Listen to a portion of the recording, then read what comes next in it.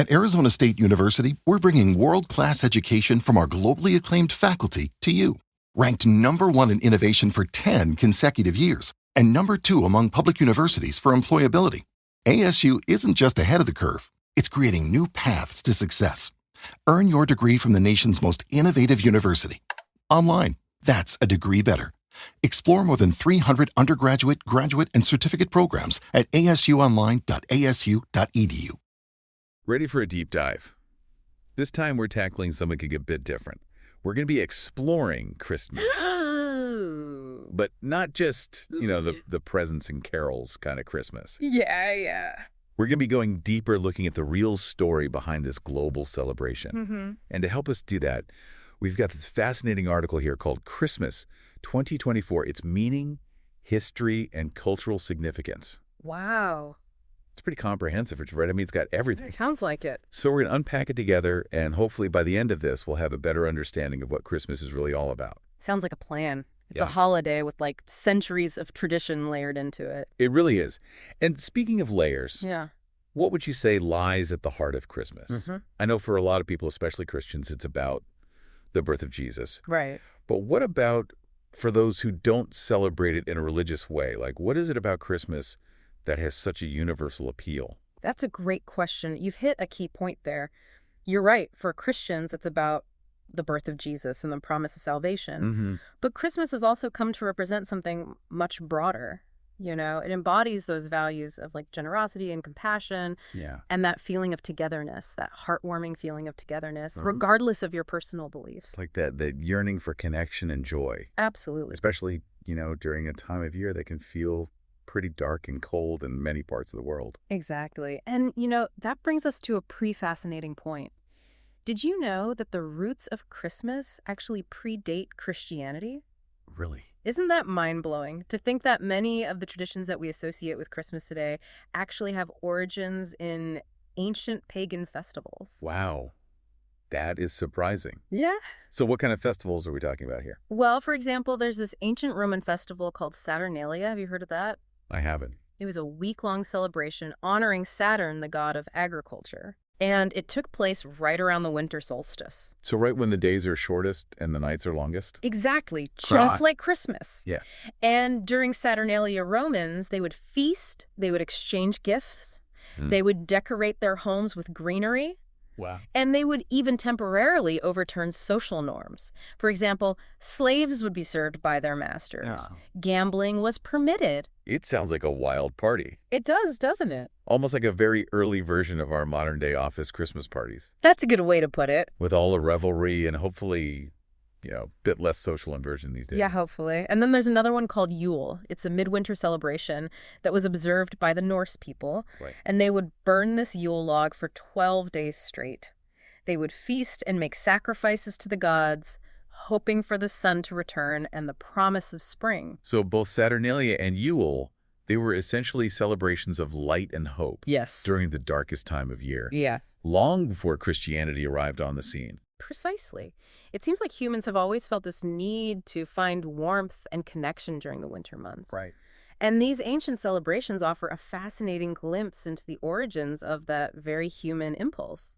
Yeah, it's amazing to see these echoes of these ancient traditions in our modern Christmas celebrations, even if we've maybe toned down the whole social inversion thing a bit. Yeah, maybe just a tad. But how did this transition from pagan festivals to a Christian holiday even happen? Were early Christians celebrating Christmas as we know it today? Yeah, it's a good question. It's not quite as straightforward as you might think. Early Christians, they didn't actually observe Christmas. Oh, Their focus was really more on Jesus' death and resurrection, okay. and the exact date of his birth was unknown.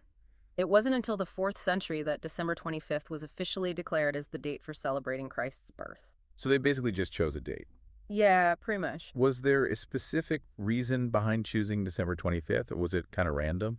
Well, historians believe that it was a strategic move by the early church. December 25th just happened to coincide with the Roman festival of Sol Invictus, Sol Invictus. which celebrated the unconquered sun and the return of light after the solstice. Ah, I see where you're going with this. Yeah. By choosing that specific date, Yes. they cleverly aligned the celebration of Christ's birth with an existing pagan festival. Exactly. That's a pretty ingenious way to introduce a new religion to a population that was already accustomed to celebrating on that day. Right. It was brilliant. It allowed the church to offer a Christian alternative to the existing pagan festivities, making it easier for people to adopt the new faith while still enjoying those familiar traditions. Right. This merging of traditions was actually instrumental in the spread of Christianity throughout the Roman Empire and beyond. It's like they repackaged the holiday with a new meaning, but kept a lot of the festive spirit intact. Exactly. And from there, the observance of Christmas continued to evolve and eventually spread across Europe,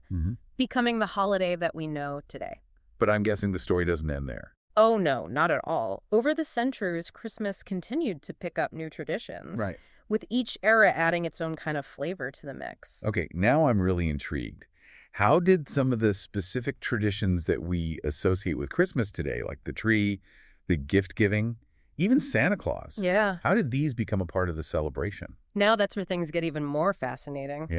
Yeah, it really is fascinating. How we celebrate has definitely changed a lot, too, hasn't it? It has. Yeah. It's kind of like a paradox in a way, you know? Yeah. You have this holiday that's so rooted in tradition, but it's now facing all these modern dilemmas. I know what you mean. Like, how do we reconcile the joy and the generosity of Christmas with things like climate change? Right. And a world that often feels increasingly divided. You can feel kind of overwhelming, to be honest. I get it.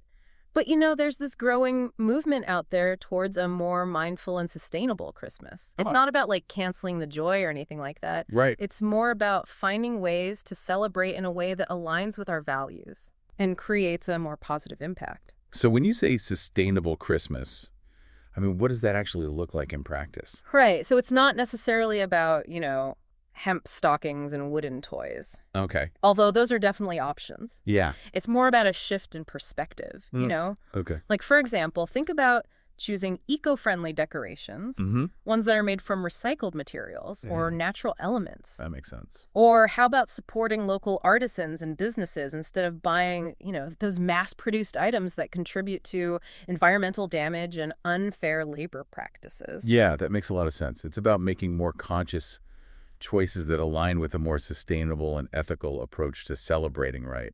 Exactly. And that extends to gift giving, too. Oh, yeah, for sure. Like, imagine if we could move away from that pressure of just buying tons of stuff. Yeah. And focus more on thoughtful gifts. Right. Like maybe it's a donation to a charity in someone's name. Oh, that's a good idea. Or a handmade gift that comes from the heart. Or even an experience that you can share together. I love that. Those are such great ideas. It's about, you know, quality over quantity. Yes. And giving gifts that truly have meaning for the recipient. Precisely. And you know, this shift towards a more mindful Christmas actually aligns really well with the core values of the holiday. Really? Think about it. Generosity, compassion, connection.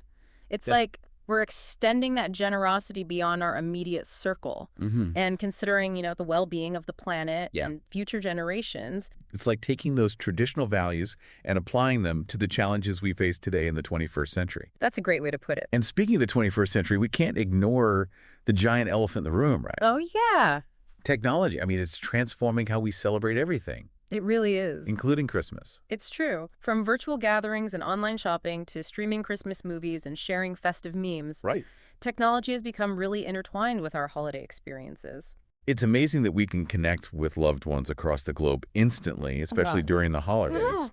But I also wonder, you know, are we losing something in the process? That's a good question. Are we sacrificing genuine connection for the convenience of digital interaction? That's a valid concern. I think it's all about finding that balance, you know? Yeah. Technology can be a wonderful tool for enhancing our connections and making it easier to share that holiday spirit with those who are far away. Right. But it shouldn't replace the value of face-to-face interaction. Absolutely. You know, the shared traditions, the warmth of being physically present with loved ones whenever possible. It's like with anything else. Technology can be a powerful tool, but it's up to us to use it mindfully and make sure that it's not overshadowing, you know, the real essence of what makes Christmas special. You got it. It's about being present both physically and emotionally and savoring those moments of genuine connection that make the holidays so meaningful. Yeah. After all, the true magic of Christmas isn't found, you know, in the digital realm. Right. It's in those shared experiences. the laughter, the warmth of human connection that transcends the screen.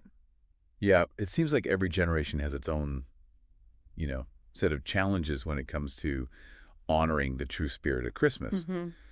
But what I'm hearing you say is that those core values like generosity and compassion and connection, Yes. those remain timeless. It's just about finding ways to express them in a way that reflects the world we live in today. You said it perfectly. Christmas is kind of like a mirror, Okay. reflecting back to us who we are and what we prioritize as a society. It's a holiday that's always evolving, adapting to the times. And yet at its core, it still speaks to that universal longing for connection, for joy, especially during that darkest time of the year. When you think about everything we've talked about today, from those Roman Saturnalia feasts to the evolution of Santa Claus and the complexities of celebrating sustainably in a digital age, It's a lot. it's mind-boggling to see how much Christmas has evolved over the centuries. It really is. It's a testament to the holiday's enduring appeal, don't you think? But for sure, it's like a tapestry that's woven from threads of history and folklore Yeah.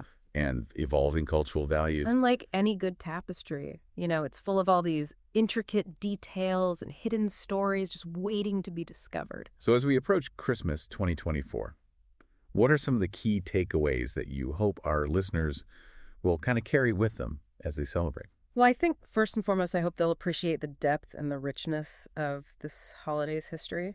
Yeah. Understanding where our traditions come from can really add a whole new layer of meaning to our celebrations. Absolutely. Yeah. And it sounds like you're also encouraging people to take a more mindful approach to celebrating. Yes. One that considers the well-being of the planet and embraces those core values of generosity and compassion in a way that extends beyond our immediate circle. Exactly.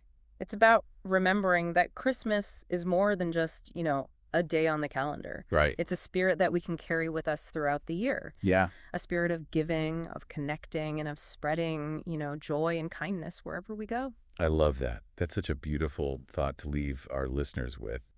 As we wrap up this deep dive into the heart of Christmas, I think it's worth everyone taking a moment to consider how we can each embody that spirit, not just during the holidays, but, in our everyday lives. How can we carry that warmth, that generosity, that sense of connection into the new year and beyond? Because in the end, the real magic of Christmas isn't found under a tree or in a stocking. It's in the way we treat each other. Yeah. The kindness we extend, the love we share, that's the gift that keeps on giving long after, the decorations are packed away and the carols have faded. That's a beautiful sentiment to end on. Thank you so much for sharing your insights with us today. It was my pleasure. And for taking us on this fascinating journey through the history and meaning of Christmas. Of course. To our listeners, we hope you've enjoyed this deep dive and that you'll carry that spirit of Christmas with you throughout the year. Happy holidays, everyone. Happy holidays. Today is your lucky day. Today is the day that our $3 website works for you, paying you directly to your PayPal daily. Imagine $3 ongoing continuous payments to your PayPal account. Imagine falling asleep and waking up to $300 in your PayPal account. How would this make you feel? How could this help you? What bills could you pay? What kind of fun could you have? What does that retirement look like now? All for a one-time payment of $3. This website is DFY done for you, fully built and completely hosted, and never stops collecting payments for you. You have spent $3 on coffee on a regular, but that coffee won't help you create multiple streams of income. Click the link below.